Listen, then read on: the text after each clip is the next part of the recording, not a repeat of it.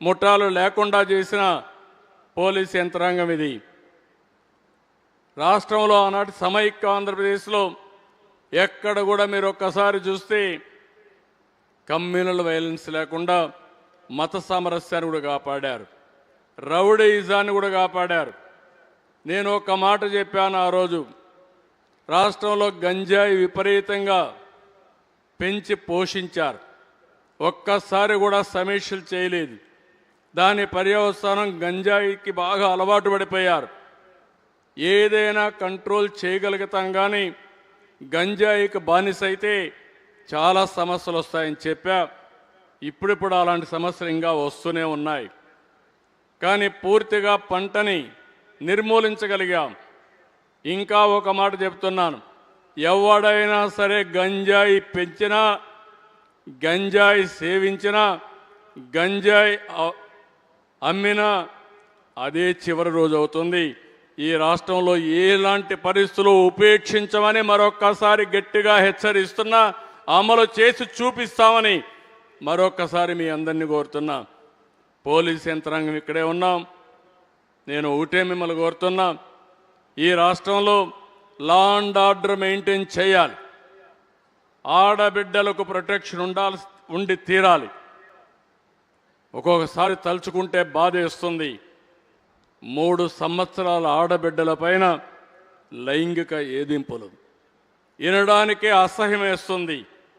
అలాంటి వారికి మర్యాదగా చెప్తే వినరు. విననప్పుడు వినే విధంగా చేసి డెమాన్స్ట్రేటివ్గా పోతే తప్ప ఇది సాధ్యం కాదని చెప్పి కూడా నేను మీకు తెలియజేస్తున్నా. నేను రాజకీయాలను ఎక్కడా విభేదించను, విమర్శలను ఎప్పుడు కూడా తీసుకుంటాను. నేను ప్రజలకు ఎప్పుడప్పుడు చెప్పగలుగుతాను.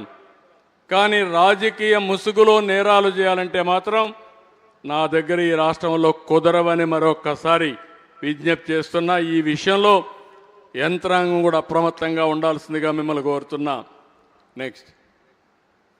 నెక్స్ట్ ఈరోజు మీరు చూస్తే ఇవన్నీ చేసే ముందే 7 వైట్ పేపర్స్ పబ్లిసైజ్ చేశాం. Polavaram, CRDA, AP Amaravati, energy పైన, ల్యాండ్, మైన్స్, మినరల్, ఫారెస్ట్ పైన, ప్రొహిబిషన్, ఎక్సైజ్ పైన, లా అండ్ ఆర్డర్ పైన, ఫైనాన్స్ పైన 7 వైట్ పేపర్స్ అన్ని పబ్లిసైజ్ చేశాం. అవన్నీ చేసిన తర్వాత ఎక్కడికక్కడ క్లీనప్ అంతా ప్రారంభించాం. ఇంటీరియం బడ్జెట్ పెట్టాం. మళ్ళీ అవగాహన పెంచుకున్నాం.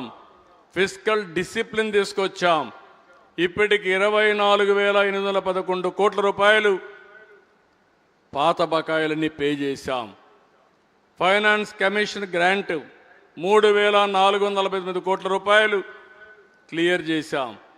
లాంగ్ పెండింగ్ డ్యూస్ అన్ని ఉద్యోగస్తులు ఉంటే 10,925 కోట్లు క్లియర్ చేశాం. ఇరిగేషన్ రోడ్లకి 14,816 కోట్ల రూపాయలు పే చేశాం. సెంట్రలీ స్పాన్సర్డ్ స్కీమ్స్ 14,479 కోట్ల రూపాయలు డబ్బులు తీసుకొని డైవర్ట్ చేసి దానికి డబ్బులు ఖర్చు పెట్టి అక్కడి నుంచి యూసీలు తీసుకుపోయి మళ్ళీ 82 స్కీముల్ని ట్రాక్లో పెట్టే పరిస్థితికి వచ్చాం. అంటే ఆర్థిక ఇబ్బందులున్నాయి వదిలిపెడితే కేంద్రం ఇచ్చే నిధులు కూడా మనకు రావు. అందుకని దాన్ని కూడా పూర్తి చేసే పరిస్థితికి వచ్చాం. ఈరోజు మీరు చూస్తే rebuilding with purpose, reforming with resolve అనే కాన్సెప్ట్ పెట్టుకొని ఎక్కడికక్కడ మనం చెప్పినట్టు అన్ని చేయడం కోసం ఏ విధంగా వీలైనంత వరకు సమర్థవంతమైన ఫైనాన్షియల్ రిఫార్మ్స్ తీసుకొచ్చి కడాన మనం తెచ్చిన అప్పులకు కూడా మళ్ళీ పే చేసి కొత్తగా బారోయింగ్ చేసి వడ్డీ తగ్గించుకునే కార్యక్రమానికి కూడా ముందుకు పోతున్నాం. ఎన్ని మార్గాలుంటే అన్ని మార్గాలు అవలంబిస్తున్నాం. కేంద్రం ఇచ్చే సహకారం తీసుకుంటున్నాం. మన రెవెన్యూ రిసీప్ట్స్